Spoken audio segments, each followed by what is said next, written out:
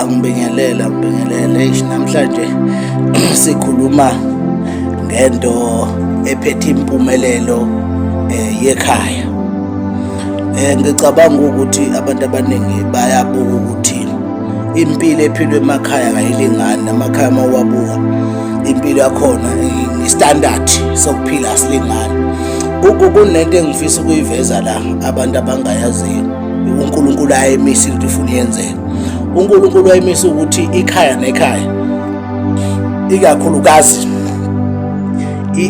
isisu nesisu, noma ngithi isibeletho noma ukhalo nokhalo, uNkulunkulu wadala ukuthi kunabantu ababili ufuna babonakale lapha ababalekile abamqoka, okuyibona abangenza ukuthi ikhaya libe negama nempumelelo futhi ibe khona. Ukuthi lo hlobo labantu engilushoyo uma lungabonakalanga noma kugcine kungaphumelelanga ukuthi-ke bazeke noma benze lokho ofuna ukuthi bakwenze, ikhaya impumelelo ayenzeki. Abantu abaningi umuntu uma ngikhuluma nje ubuka yena mhlawumbe impilo ayiphila ethi hayi ngoba ngiyasebenza mina ngisho ekhaya impumelelo ikhona, kanti akunjalo. Uthola ukuthi lo kusebenza onakho kushoda ngokuthi kube 10 times kule holo olitholayo ukuze ufike la ufuna ufike ukube lo hlobo labantu liyavela noma liyakwenza ufuna likwenza.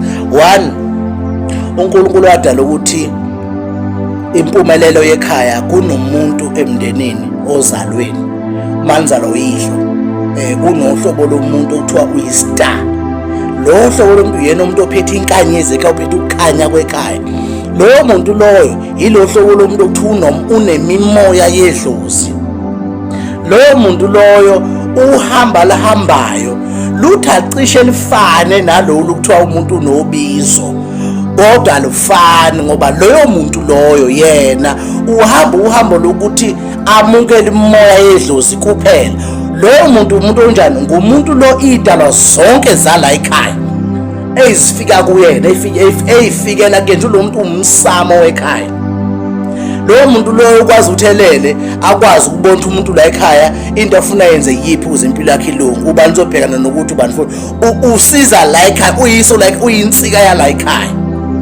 Bese kuba khona owesibili esibelethweni esifanayo ophumayo, loyo usuke nomoya wedlozi.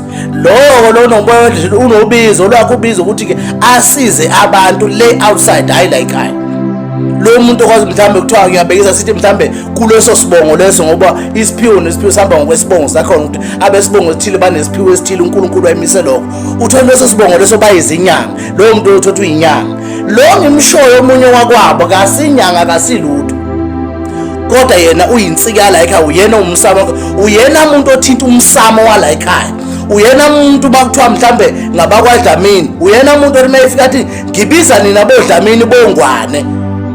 Yabona, lo muntu ubiza zonke idalwa zala ekhaya ngoba vele ukhokho wakhe noma ukhokho wenu nonke luzalo usukeke ebheke leyo mphefumulo loyo. So lo muntu lo vele uma ebiza idalwa, ukhokho mase uza nazo zonke idalwa ngaphansi kwakhe ngoba vele phela uzilawula nguye. Ebese kuba kuthelini ke uma lo muntu engayazanga indima ofuna idlalela ekhaya, impumelelo kwekhaya kuyacikozela ngoba ilele kuye. Lo muntu lo akakhombe etshela abantu ethi mina ngikanje, nasekhaya kwazeki ukuthi unomuntu okanjela ekhaya, kanti uyena omiselela ikhaya. Nithi lele niye bebona ukuthi ubani uzodibana nokuthi akwazi ukuyilungisa lo ngoba ukhuluma nazo zonke idalwa. Wena muntu ozalwa la ekhaya, umsebenzi wakho ukukhuluma nesakhe isidalwa. Awukwazi ukuthi ufuke ubize zonke idalwa ngoba kawunawo lawo mandla, ugunyaziwe. Umsamo uthinto noma umuphi umuntu, iyona nto ke emosha impilo yabantu leyo. Kungena umuntu emsamo onethongo nje lakhe lodwa, emsamo umuntu ocelela abanye abantu bala ekhaya, ngumuntu ohamba nokhokho waleso sibongo, okuyena okwazi ukubiza zonke idalwa ngoba nedalwa ebheke bonke labantu sikhuluma naye. Lezi ezinye zokuthi umuntu unesidalwa sakhe simbhekile, akakwazi ukuthi lo muntu uzokulayida umsamo, uthinta umsamo wala ekhaya. Lo muntu uthinta umsamo wakhe ngoba ukhuluma nesidalwa sakhe le sifike kuye ngamaphupho esenze sikwenzayo. Kodwa mase kufikwa ekuthaneni manje kukhulunywa ngekhaya, ucelela impumelelo ekhaya, wonke umuntu la leyo nto sithinta ke manje lo muntu othiwa istar. okusho ukuthi umsamo uthintwa noma ubani ingane zakwethu. Uma ubona umonakalo ongaka emndenini, emizini, abantu bengezwani, kunoqheka abayibeloyana kunje, ingoba nithintisa abantu abarong emsamo, ongafanele bathinta umsamo, ongafanele babize idalwa zala ekhaya zonke, umuntu olesidalwa sakhe nje yedwa. So le inhlobo ewuthuya abantu uma ingabonakalanga, kusho ukuthi ke lowo mndeni okokuqala ngeke ube nagama, ngoba lo onobiza ukuthi asiza abantu ngaphandle uyena okhanda igama, akhandele lesi sibongo.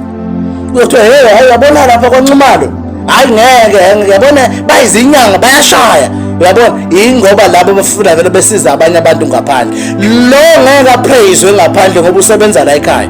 Kwanani nabala ekhaya ukwazi ukumpraise ngoba nazi ukuthi uyena umise nini. Leyo nto le ibaluleke kakhulu.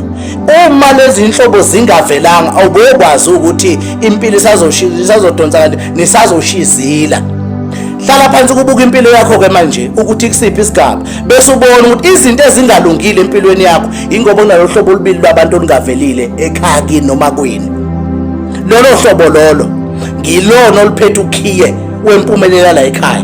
Lo ufuna siza abantu ngaphandle uyena ophethe igama ke lelela la ekhaya. Lo omunye uyena ophethe impumelelo la ekhaya uyinsika lapha ekhaya. Lo hlobo lomuntu ongeke umthathe serious wena kanti nguyena impela ke lo umise nini. Nethi uNkulunkulu akwezanga ngabo kulolo hlobo labantu akusiba abantu okufanele kube umuntu nje ukuthi uyaqhama kalula nqa. Ingoba uNkulunkulu wayazi umsebenzi asowuthwele lo muntu omkhulu akufanele ukuthi azeke kalula noma isinoma kanjani. Hlala phansi ukubuka impilo yakho, ubuka ukuthi umonakalo kubese uqala ubuka ukuthi ke lolu hlobo lwabantu kini lukhona yini. Iqiniso lithi lukhona ukuthi yini eningazi nabo abazazi umonakalo ungena lapho ke niphile. uNkulunkulu abe nani. Amen.